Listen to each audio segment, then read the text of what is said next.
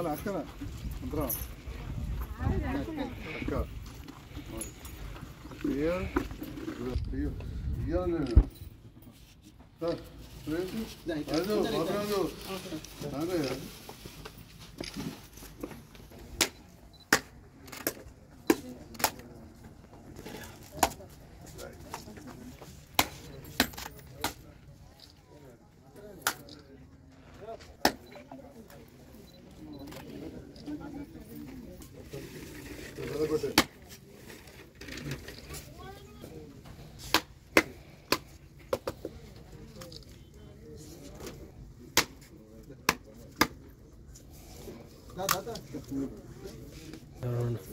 వేరే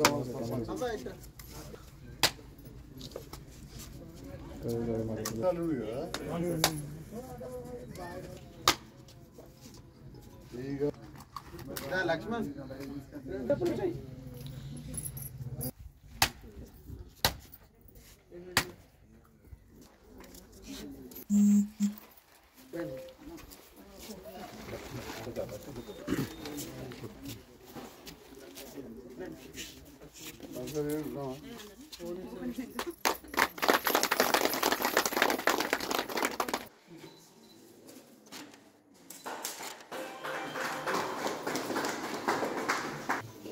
Deputy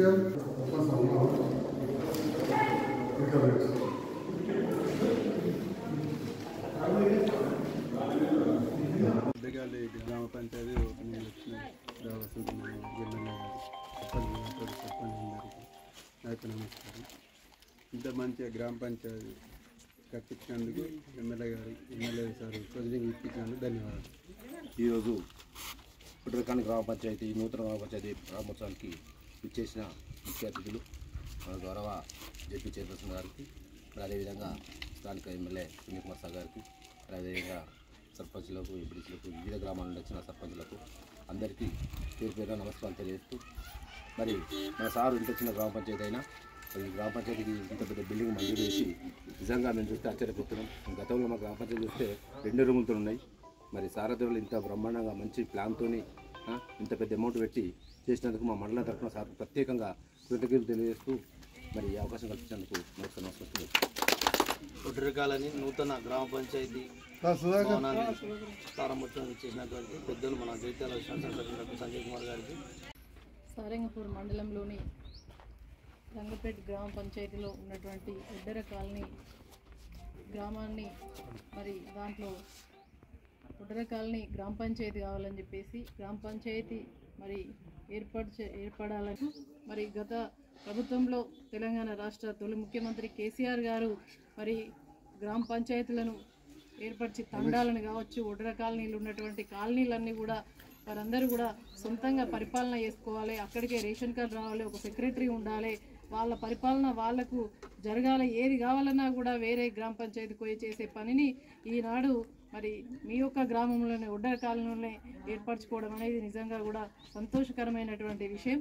గతంలో మన కేసీఆర్ గారు అనేక కార్యక్రమాలు మరి ప్రజల పక్షపాతిగా నిలిచి ప్రజల కోసం చేసినటువంటి కార్యక్రమాలన్నీ కూడా చాలా విజయవంతంగా పూర్తి చేసుకున్నాం. దాంట్లో భాగంగా మరి ఈనాడు ఇప్పుడున్నటువంటి ప్రభుత్వం కొన్ని ప్రజాపాలన అనే కార్యక్రమం ద్వారా మరి వాళ్ళు కార్యక్రమాన్ని కొనసాగిస్తూ ఉన్నారు. నిజంగా చెప్పాలంటే మన కేసీఆర్ సార్ నిజంగా ప్రజల పక్షాన ఉండి పరిపాలన చేయడం జరిగింది. గౌరవ శాసనసభ్యుల గారి చేతుల మీదుగా కళ్యాణ లక్ష్మి ఎన్నో కళ్యాణ లక్ష్మి చెక్కులు ఇచ్చుకున్నాం. ఇప్పుడు మళ్ళీ సారంగపూర్ మండలంలో కూడా ఇచ్చుకోబోతున్నాం. మరి దానికి తోడుగా మరి కంటిన్యూగా పెళ్ళిళ్ళు జరుగుతూనే ఉంటాయి. మరి వాళ్ళు ఎప్పుడైతే వచ్చిండ్రో అధికారంలోకి అప్పటి నుండి తులం బంగారం ఇవ్వాలి.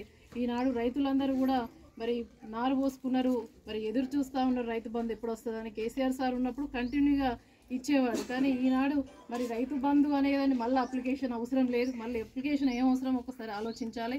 దరఖాస్తే అవసరం లేదు, కంటిన్యూగా రైతు బంధు వస్తుంది. దానికి అదనంగా వాళ్ళు ఎంత పెంచుతా అనుకున్నారో అంత ఇస్తే అయిపోతుంది. మరి కేసీఆర్ సార్ పెంచిన దానికి ఆ విధంగా మరి పరిపాలన కొనసాగింది. మన కేసీఆర్ గారి పాలనలో వాళ్ళు ఇప్పుడున్న ప్రభుత్వం ఇచ్చిన హామీలన్నీ నెరవేర్చాలని చెప్పేసి మేమందరం కూడా కోరుతా ఉన్నాం.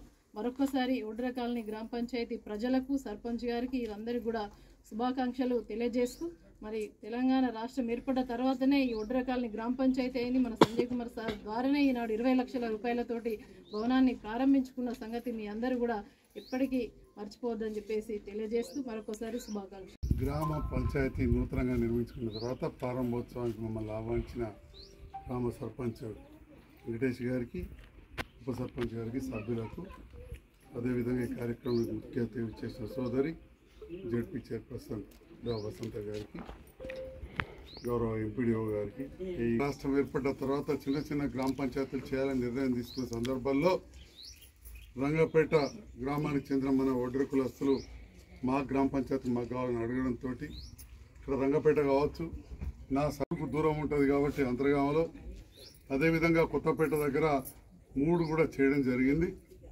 మరి 3 చోట్ల కూడా ఇవాళ ఇప్పటికే 3 చోట్ల కూడా గ్రామ పంచాయతీలు దాదాపు పూర్తయినాయి. అంతర్గామ ఇక్కడైతే ప్రారంభం కూడా చేసేసుకున్నాం.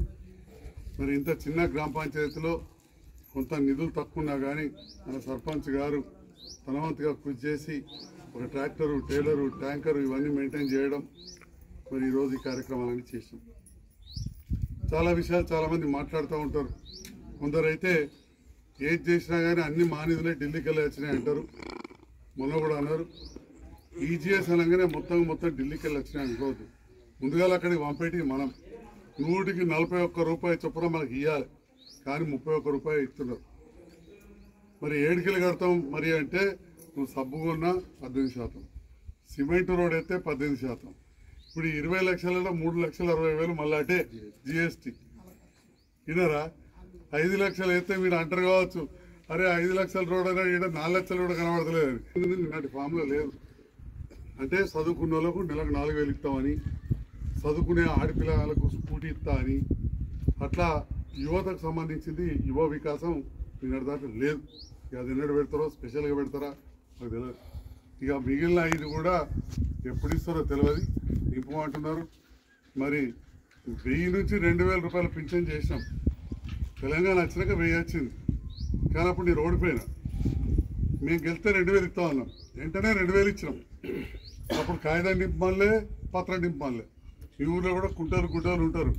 3,000కి 4,000 చేస్తామని చేసేసినాం. ఇప్పుడు ఆ కేసీఆర్ ప్రభుత్వం వస్తే 5,016 చేస్తాం, కానీ ఇప్పుడు 4,000 ఇస్తామన్నారు.